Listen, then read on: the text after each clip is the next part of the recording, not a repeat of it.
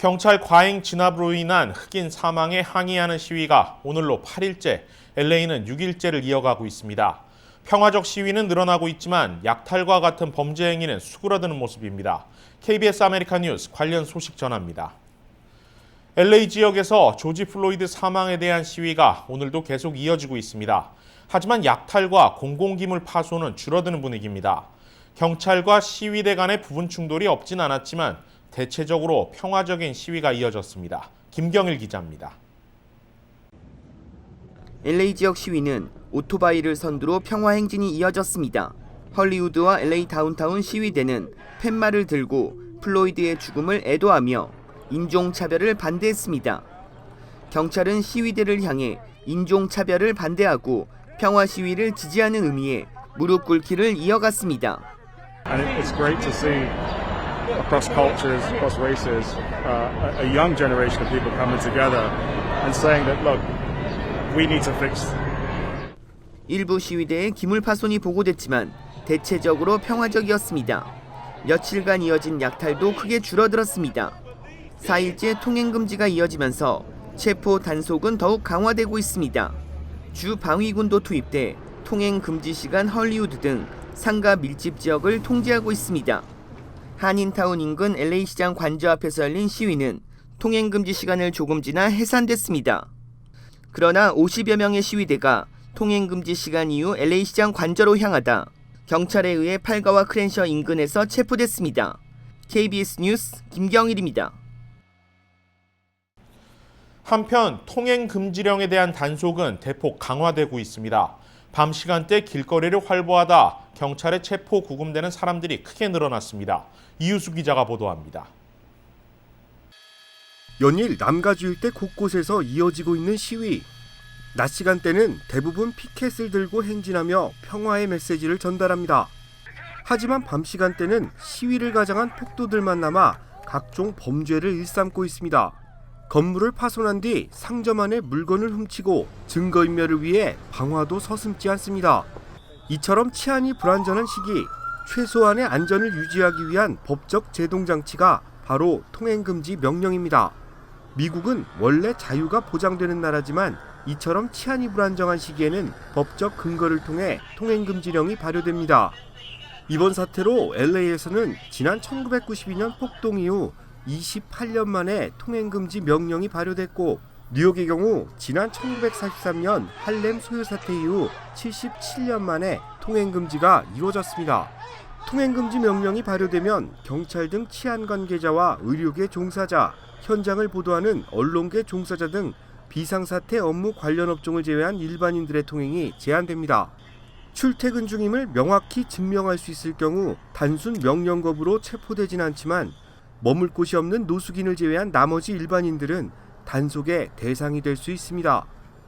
폭력 시위에 가담하는 등 불법 행위를 하다 통행금지 명령 위반으로 체포될 경우 $1,000 미만의 벌금이나 6개월 미만의 징역형을 선고받게 됩니다. 약탈이나 방화 등 더 심각한 범죄에 가담한 정황이 명백히 드러날 경우 처벌 수위는 더 높아집니다. LAPD는 지난 주말부터 이어지고 있는 폭도들의 범죄 영상을 수집해 수사를 이어가고 있습니다. 신분을 가리기 위해 마스크를 착용한 범죄자일지라도 다각도에서 촬영된 영상을 분석해 이들을 색출하고 있습니다. 평화적인 시위를 빙자한 약탈 범죄가 특정 범죄 조직을 중심으로 조직적으로 이루어지고 있기 때문에 진화된 수사기법을 토대로 이들에 대한 단속과 수사도 더욱 강화되고 있는 겁니다. 한편 LAPD는 이번 사태로 체포된 사람이 2,700명을 넘어섰다고 밝혔습니다. 대부분 통행금지 명령 위반으로 체포됐지만 이 중 10%에게는 약탈 혐의도 적용됐습니다. KBS 뉴스 이우수입니다. 이런 가운데 남가주 일부 지역 통행금지는 오늘부터 부분적으로 완화됩니다. 평화적 시위에 따른 통제가 비교적 잘 이뤄지고 있다는 판단으로 보입니다. 이 시각 현재까지 LA 카운티는 통행 금지가 이뤄지지 않고 있습니다. LA 카운티는 오늘 5일째로 접어드는 통행 금지 시간을 당초 6시에서 저녁 9시로 3시간 늦췄습니다. 또 해제 시간도 다음날 오전 6시에서 5시로 1시간 앞당겼습니다. 카운티 방침에 따라 LA시와 웨스트 할리우드, 롱비치 지역도 당초 오후 6시에서 새벽 6시까지였던 통행 금지 시간을 9시에서 5시로 변경했습니다. 오렌지 카운티에서는 애나하임시가 저녁 9시에서 5시 30분으로 통행금지 시간을 완화했습니다. 그러나 베벌리 힐스와 컬버시티, 산타모니카, 가든그로브 등 지역은 완화 없이 5일째 같은 시간대 통행금지를 발령했습니다. 흑인 조지 플로이드를 숨지게 해 체포 기소된 경찰관이 당초 3급 살인에서 2급 살인 혐의로 기소가 상향됐습니다. 미네소타주 검찰은 오늘 검찰총장 명의의 공식 성명을 통해 전직 미네아폴리스 경관 데릭 쇼빈을 3급 살인에서 2급 살인 혐의로 기소 변경한다고 발표했습니다. 아울러 쇼빈 경관과 함께 조지 플로이드를 제압했던 다른 3명의 경관들도 2급 살인 공조와 과실치사 공조 혐의로 기소가 이뤄지게 됐습니다. 2급 살인 혐의 기소가 이뤄져 유죄 판결이 나오면 쇼빈 경관은 최대 40년형을, 다른 경관들도 최대 10년형을 선고받을 수 있습니다. 검찰이 혐의에 대한 기소를 끌어올린 것은 앞서 있었던 2번의 부검에서 조지 플로이드가 교살 또는 질식사라는 결과가 나왔기 때문입니다. 당초 미네소타주 검찰이 3급 살인 혐의로 쇼빈 전 경관을 기소한 이래 미국 내에선 비난의 목소리가 고조돼 왔습니다. 트럼프 대통령이 각 주의 주지사들에게 조속한 시위 진압을 촉구하며 미국 내에 연방 정규군까지 투입하겠다고 압박했는데요. 이에 마크 에스퍼 미 국방장관까지 나서 반대 입장을 밝혔습니다. If a city or state refuses to take the actions that are necessary to defend the life and property of their residents, then I will deploy the United States military and quickly solve the problem for them. 트럼프 대통령의 이번 발언은 이른바 1807년 제정된 내란법에 근거하고 있습니다. 비상계엄령 시행법인 마셜 러보다는 한 단계 아래로 발동될 경우 연방군이 미국 내로 투입될 수 있는데 국가 위기 사태를 초래하는 내란 수준의 경우 대통령이 발동할 수 있습니다. 그러나 내란법은 각 주의 주지사들이 대통령에게 요청하고 이에 대통령이 수용하는 형태로 발동될 수 있습니다. 이미 각 주의 주지사들은 연방군 투입을 반대하고 있는 입장입니다. 여기에 오늘 군 총괄 책임자인 마크 에스퍼 국방장관도 현역군을 투입하는 내란법 발동을 반대한다고 공식 발표했습니다. The option to use active duty forces in a law enforcement role should only be used as a matter of last resort and only in the most urgent and dire of situations. We are not in one of those situations now. I do not support invoking the Insurrection Act. 한편 내란법은 지난 1992년 LA 폭동 당시 마지막으로 발동된 바 있습니다.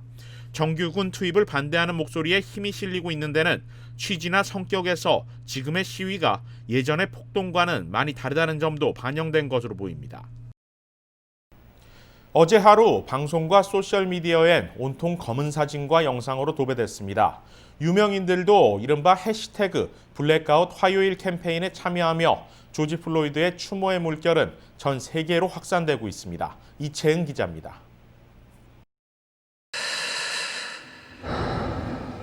새까만 화면과 함께 들려오는 힘겨운 숨소리.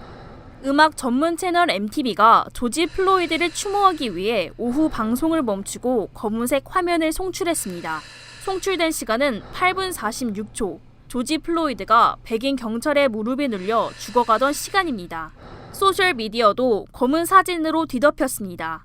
인스타그램과 트위터엔 블랙아웃 화요일 해시태그와 함께 검은 사진을 올리며 플로이드의 죽음을 추모했습니다. 유명 가수 저스틴 비버, 육상 세계 기록을 보유한 우사인 볼트를 비롯한 전 세계 스타들도 캠페인에 동참했습니다. 해당 캠페인은 조지 플로이드 사망 사건에 대한 조용한 저항과 지지의 의미로 미국 음악 산업계에 의해 시작됐습니다. 음악 산업계는 어제 하루 동안 모든 업무를 중단하고 플로이드의 죽음에 대해 깊게 생각해보라는 메시지를 남겼습니다. 소셜미디어와 방송뿐만 아니라 항의 시위대의 규모도 점점 커지고 있습니다. 많은 도시에 내려진 통행 금지령에도 불구하고 늦은 시간까지 시위대가 거리를 메웠습니다. 이에 더해 플로이드의 추모식과 장례식도 다가오고 있어 항의 시위는 계속 이어질 것으로 보입니다. 미네소타주 미니애폴리스, 텍사스주 휴스턴 등 일부 도시에서 오는 4일부터 6일 동안 플로이드의 추모식이 열립니다. 다음 주 화요일엔 장례식도 예정돼 있어 플로이드의 죽음에 대한 애도의 물결은 수그러들지 않을 전망입니다. KBS 뉴스 이채은입니다. 미 전역에서 약탈 행위로 인해 99곳의 한인 상점이 피해를 입었다는 주미 대사관 집계가 나왔습니다. LA 한인회 측도 오늘 한인타운과 롱비치, 산타모니카 등 모두 8곳의 한인업소가 추가로 피해를 입었다고 밝혔는데요. 피해자들을 지원하고 업주들을 보호하기 위한 한인사회 노력도 계속 이어지고 있습니다. 아픔을 나누고 돕는 한인사회의 성숙한 모습을 응원합니다. 뉴스 마칩니다. 고맙습니다.